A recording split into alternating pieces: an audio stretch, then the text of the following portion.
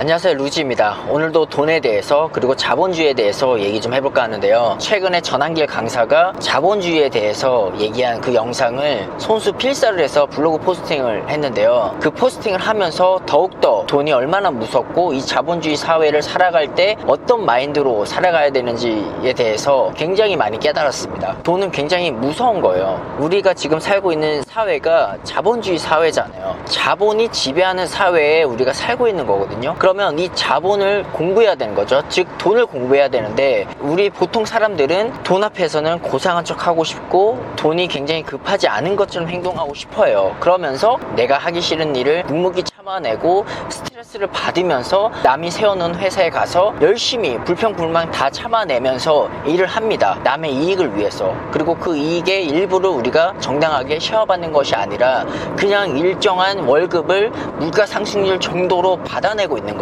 사실 지금은 물가 상승률도 해치 못합니다. 우리가 지금 접하는 그런 물가 상승률은 실제 우리가 체감하는 것과는 상당히 거리감이 있잖아요. 지금 그런 사회에 우리가 살고 있는데 자꾸만 돈에 대해서 얘기하는 것을 꺼리고 돈을 얘기하면 굉장히 천한 사람 취급하는 사람들이 지금 주변에 넘쳐난다는 거예요. 그 말은 결국 우리에게 기회도 넘쳐난다는 거죠. 지금 이렇게 돈에 대해서 얘기할 수 있는 게 정말 흔치 않은 시대에 우리가 있다라고 저는 보거든요. 지금까지 우리 한국 정서는 좋은 게 좋은 거라고 돈이 걸린 얘기도 좋게 잘 풀어서 해결이 되고 뭐 이런 사례들을 많이 봤는데 점점 사회가 이렇게 양극화로 가고 돈이 계속 풀리면서 돈을 쉐어하기 위한 움직임들이 점점 강해지면서 돈 앞에서 인정이 다 사라지는 그런 시기가 지금 도래하고 있다는 거예요. 돈보다 중요한 가치들은 굉장히 많습니다. 그걸 모르는 사람은 아무도 없습니다. 처리되지 않았습니다. 카드를 돈은 그런데 그 내가 중요하다고 생각하는 그 가치들을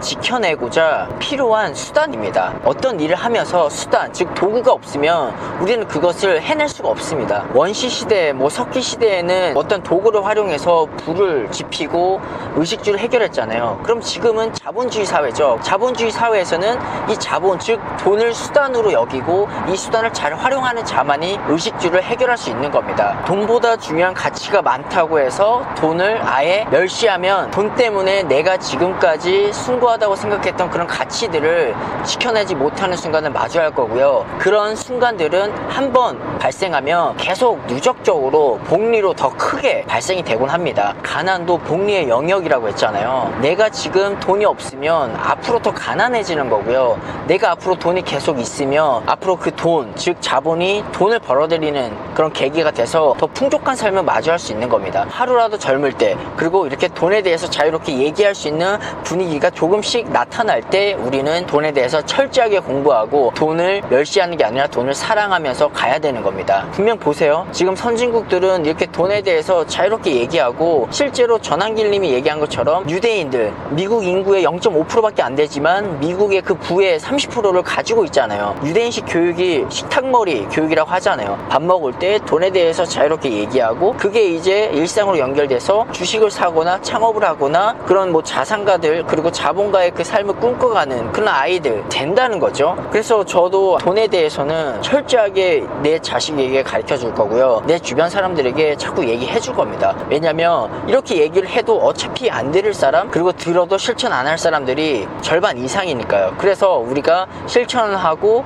이렇게 돈에 대해서 얘기를 자유롭게 나누면 우리는 평균 이상의 삶을 살 수 있는 겁니다. 별거 없습니다. 사기 당하지 않기 위해 돈을 공부하고 그 돈이 돈을 버는 시스템을 구축하고자 끊임없이 끈을 놓지 않고 계속 나아가면 우리는 무조건 부자가 될 수 있습니다. 제가 이렇게 쉽게 얘기하는 것 같지만 분명히 저도 그 전에 굉장히 많은 실수를 했고요. 그 실수에 대한 그 값어치를 이제 복구하고 있다라고 보시면 됩니다. 누구든 한 번에 성공하는 사람은 없잖아요. 실패는 분명히 더 나은 성공을 위한 지렛대로 작용할 겁니다. 어떻게 보면 그게 돈에 앞서 있는 가치가 될 수 있는 거죠.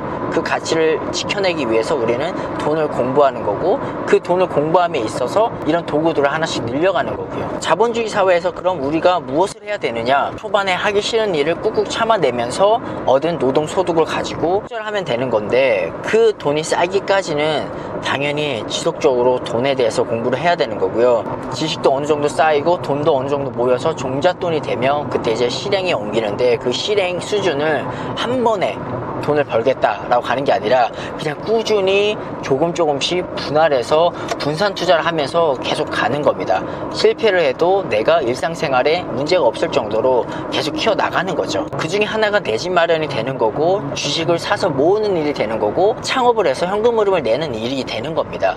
우리는 그래서 부동산 주식 창업, 이 부주창에 대한 끈을 놓지 마시고 계속 탐구해서 가야 되는 거예요. 내가 어느 지역에 가더라도 이 지역의 부동산 가격 어떻게 흘러가고 있고 대장단지가 어떤 건지 이런 것들을 다 공부하시고, 이 주변 상권을 봤는데 내가 투자한 그런 뭐 소비재 기업이 어느 정도로 깔려 있고 어느 정도로 오픈되어 있는지, 고객들의 반응은 어떠한지, 입지는 정말 잘 들어갔는지, 그런 것들을 공부하면서 나는 그러면 어떤 창업을 하면은 좋을까, 그런 것들을 보는 거죠. 지나가다가 임대문이 그런 전단지가 있으면 전화해서 여기 상권 권리금이 얼마인지, 그리고 월세가 얼마인지 물어보시고, 이 정도 권리의 월세면 내가 어떤 걸 하면 되고, 실제로 이거 했을 때 나에게 이익이 어느 정도 될까, 그런 수익률을 계속 분석해보면 이게 다 우리의 무형 자산이 되는 겁니다. 뭐 매번 제가 얘기했잖아요. 무형 자산과 유형 자산이 있다고요. 이 자본주의 사회에서는 이 둘 다 레버리지로 가져가야 돼요. 근데 이 레버리지의 총량을 가져가는 가장 획기적인 방법은 내가 가설을 세우고 이 가설이 어느 정도 맞았는지를 꾸준히 시뮬레이션 하면서 검토해 나가야 되는 겁니다. 내가 정말 돈이 없다라고 해서 포기하는 사람이 있고, 돈이 정말 없기 때문에 파이팅 스피릿을 가지고 내가 어떻게든 이 거지 같은 이 자본주의 사회에서 살아남겠다고 이를 갈고 절실함을 가지고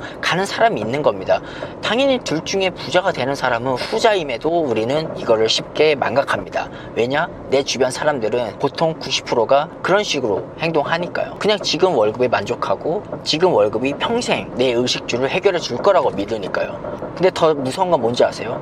그렇게 믿지 않은 사람도 분명히 있는데, 믿지 않음에도 내 삶은 앞으로 좋아질 거라고 그냥 긍정적으로 생각하는 거예요. 그런 비슷한 말을 긍정적으로 하는 사람들의 그런 영상이나 글들을 보면서요. 근데 그런 게 아닙니다. 우리 사회는 정말 각박한 세상이고요. 앞으로는 이 돈이 계속 불리고 이 돈을 조금이라도 더 쉐어하기 위한 몸부림이 더 일어날 겁니다. 어느 선진국들처럼. 우리나라는 어떻게 보면 지금 굉장히 균형을 맞추고 가려는 그런 움직임이 강한 나라예요. 미국이나 유럽만 가도 이 길거리에 노숙자들 정말 많습니다. 우리는 도심부에 가야지만 볼 수 있잖아요. 이렇게 코로나 이렇게 대응하는 것만 봐도 우리나라의 수준은 확실히 높은 거고요. 감히 얘기 드리지만 정부가 잘해서 그런 게 아니라 우리 시민들이 정말 잘해왔기 때문입니다. 우리가 잘해서 이렇게 된 거지 정부가 잘해서 라고 저는 생각하지 않습니다. 즉 정부의 말은 믿지 말고 개인이 잘해야지, 개인의 그 잘하는 그런 합이 모여서 이 사회가 커간다는 겁니다. 정부가 모든 것을 해결해 줄 거다, 그리고 그걸 믿는 사람들이 많아질수록 우리 사회는 더 역행할 수밖에 없습니다. 아무도 열심히 일을 안 할 거니까요. 그렇게 되면 결국은 우리도 같은 길을 걷게 되는 거예요. 아무쪼록 우리가 그럼 자본가가 되기 위해서 부동산 주식 창업에 관심을 가져야 되고,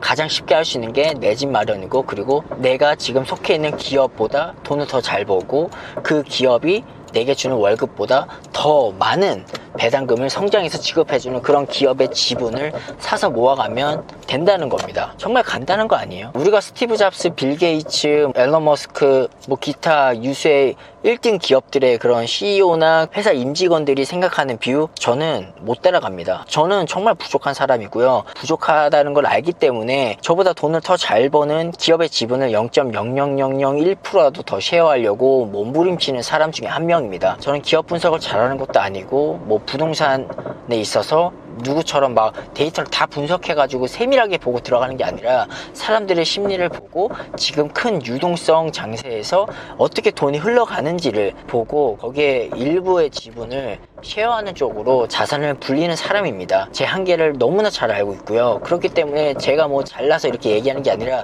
제가 못나기 때문에 저보다 앞서간 사람들의 비율을 흡수하면서 저의 지식 수준을 평균 이상으로 끌어내기 위해서 오늘도 이렇게 열심히 읽고 쓰고 말하고 공유하고 있습니다. 여러분들도 분명히 할 수 있습니다. 제가 자꾸 분명히 할 수 있습니다 하니까 희망을 심어주는 것 같아서 안 좋게 보는 분도 계시겠지만 저는 실제로 여러분 다 할 수 있다고 생각합니다. 전 정말 부족한 사람이고 정말 가난한 집에서 태어나진 않았지만 평균 이하 정도의 그런 가정에서 저는 태어났다고 생각하거든요. 그럼에도 제가 자신 있게 여러분들에게 제 경험을 얘기하고 제 경험을 근거로 여러분들도 실제 투자를 하면서 이익을 보는 사람이 있잖아요. 그러면 저는 성공하고 있는 삶이라고 생각합니다. 앞으로도 갈 길이 멀었지만 저는 분명히 이런 식으로 꾸준히 하루도 빠짐없이 제가 하고 있는 것을 성실히 해내면 분명히 제가 원하는 그 수준까지 갈 수 있다고 저는 확신을 합니다. 그 정도 확신이 있어야지만 이 자본주의 사회에서도 살아남을 수 있다라고 보는 거고요. 여러분들도 그 희망의 끈을 잃지 마시고 오늘도 남들보다 더 아끼고 남들보다 조금이나마 더 벌 수 있는 방법을 생각해내면서 하루하루를 살아가는 그런 분들이 되시기 바랍니다. 오늘도 제 영상 시청해주셔서 감사하고요. 다음 시간에 또 뵙겠습니다. 오늘도 고맙습니다. 감사합니다.